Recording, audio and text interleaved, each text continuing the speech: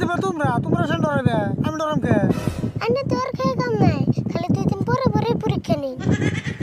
মনে মনে আমার কি বাবা